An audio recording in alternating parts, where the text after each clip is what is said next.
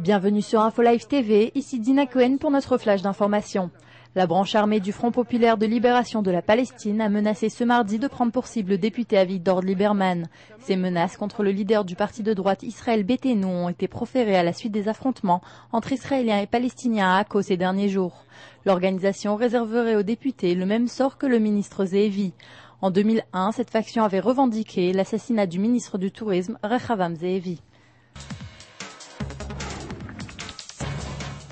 Les forces de sécurité israéliennes ont abattu un Palestinien mardi soir près de la localité juive de Bethel en Judée-Samarie, après que celui-ci ait jeté des bouteilles incendiaires sur des véhicules israéliens.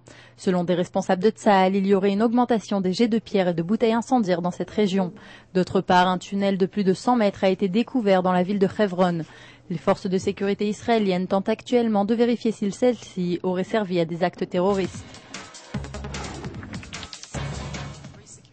La secrétaire d'État américaine Condoleezza Rice a déclaré mardi qu'elle continuerait ses efforts en vue d'un accord de paix au Moyen-Orient avant 2009. De plus, elle a exhorté les Israéliens et les Palestiniens à faire davantage pour réaliser cet objectif. Le processus de paix entre Israéliens et Palestiniens a été relancé à Annapolis l'année dernière, sous les auspices du gouvernement américain. Washington a invité les deux parties à conclure un accord avant la fin de l'année 2008. Le ministre de la Culture, des Sciences et des Sports, Ghaleb Majadel, a visité des prisonniers sécuritaires de la prison Gilboa à l'occasion de la fête musulmane d'Eid al-Fitr. La plupart des prisonniers de cette prison ont été impliqués dans ces actes de terrorisme à l'encontre d'Israël. Cette visite reste donc inhabituelle de la part d'un ministre israélien.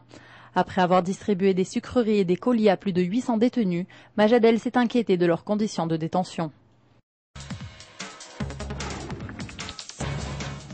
Le président syrien Bachar el-Assad a publié mardi un décret établissant des relations diplomatiques avec le Liban.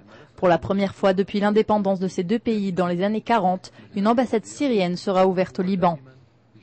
Le ministre libanais des Affaires étrangères Fawzi Salouk a également indiqué qu'un décret similaire avait été promulgué. Selon ses propos, c'est le signe de l'ouverture d'une nouvelle ère dans les relations libano-syriennes marquées par la fraternité et la coopération. C'est la fin de ce journal. Merci de l'avoir suivi sur InfoLive TV, la première télévision israélienne qui diffuse en 4 langues depuis Jérusalem.